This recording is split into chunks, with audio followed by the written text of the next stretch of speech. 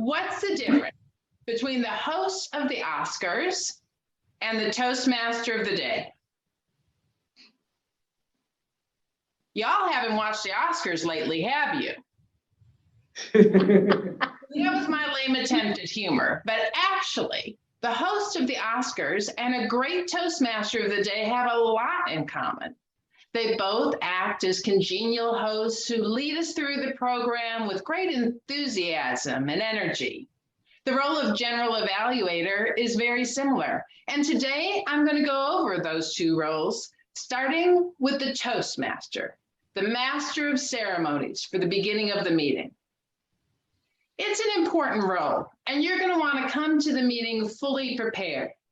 Knowing that you're going to be introducing the prepared speeches, print those speech introductions and bring them to the meeting. You want to start that process early because sometimes, Randy Cooper, members will sign up give a speech and they'll forget to put their introduction on the agenda. So you will need to follow up with them. Once you've got all the speeches, introductions printed, read through them just to make sure there's not a word or a phrase that's going to trip you up during the meeting. And the other thing that I always suggest that people do prior to the meeting is to prepare an opening statement. Now, you could ad-lib it, a lot of people do, but if you think about Steve Martin hosting the Oscars, he's probably ad-libbing those segues between speakers, but I guarantee his opening monologue, that was well rehearsed. There's a lot of different ways to open the meeting as the Toastmaster. You can be very flexible with this role. So let me demonstrate for you one possible Toastmaster opening. Pretend that I'm the Toastmaster of the day and I've just been introduced. What, nobody's clapping for me? Oh, there you go, better. Good evening, Toastmasters and guests. I am thrilled to be your Toastmaster this evening. It is one of my favorite roles. It's such a treat and an honor to introduce the prepared speeches. And tonight we have 3 of them. I've read the introductions and I can tell you, you are in for a treat. So without further ado, let's get started. So that's one approach you can take to a Toastmaster opening, kind of a little commercial for the upcoming meeting, try to build some excitement. Some people use their opening to talk about themselves a little bit, say something about their Toastmasters journey. Some use the opening to explain the structure of a Toastmasters meeting, how we have 3 parts: the prepared speeches, the impromptu speeches, and the evaluations. But however you open, keep it short and sweet. Once you've completed your opening, you're going to want to start moving through the agenda, calling on people to explain their roles, the awe counter, timer, and grammarian. When the roles have been explained, you're going to get out that piece of paper and introduce the first speaker. You lead the applause as you warmly welcome the speaker, and when they are done, you lead the applause again as you rush to congratulate them. In between speakers, try and say a sentence or 2 as a segue to the next speaker. Maybe something like, "Thank you, Randy. I really enjoyed learning more about proteges and mentors, and I look forward to doing this project when I hit level 2. Just something short and sweet. And if you can't think of something to say, the go-to bridge is a simple thank you.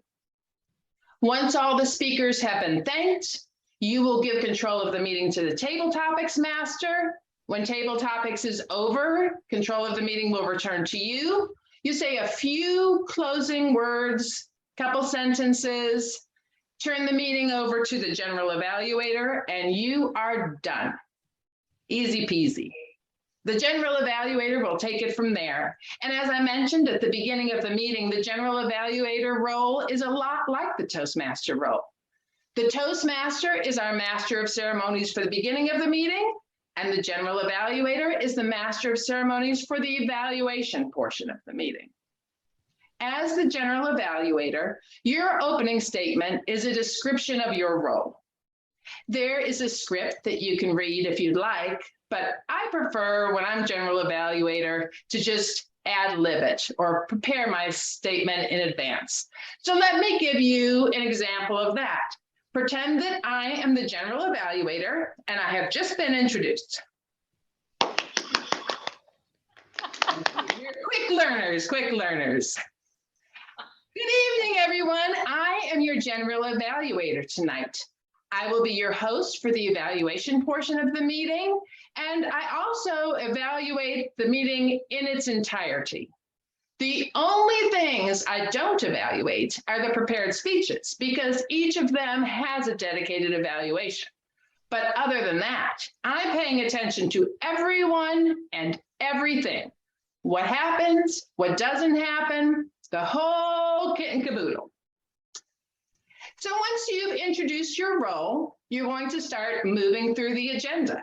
You're going to introduce the speech evaluators, and when the speech evaluators are complete, you will introduce people to give their reports on their roles, the timer, off counter, and grammarian.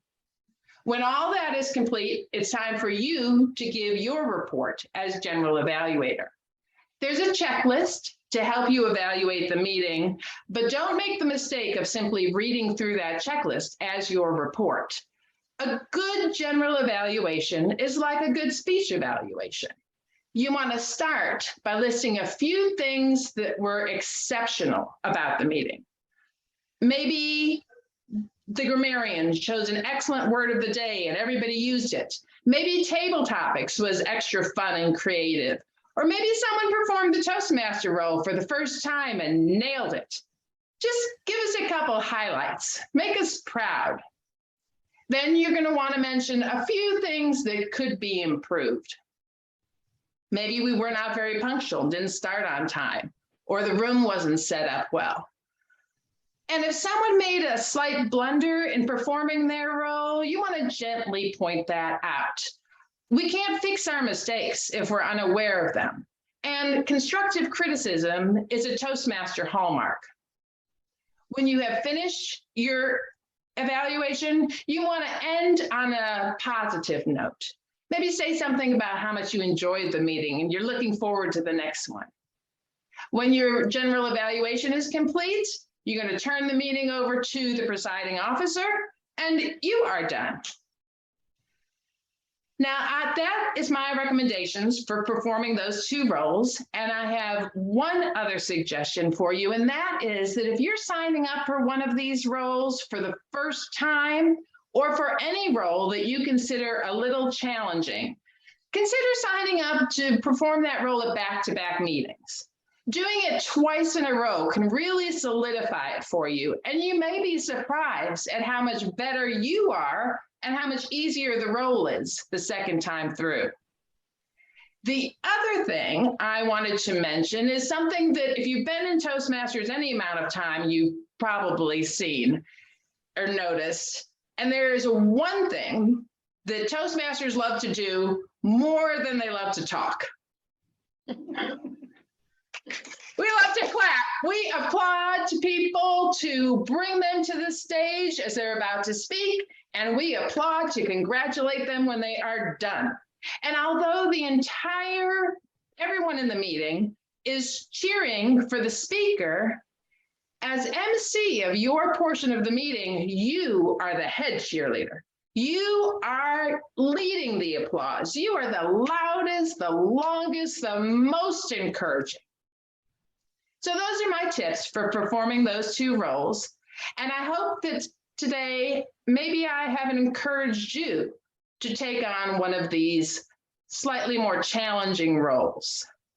You're probably never going to host the Oscars, but with a little practice, you could be a fantastic host of a Toastmasters meeting. Back to you, Madam Toastmaster.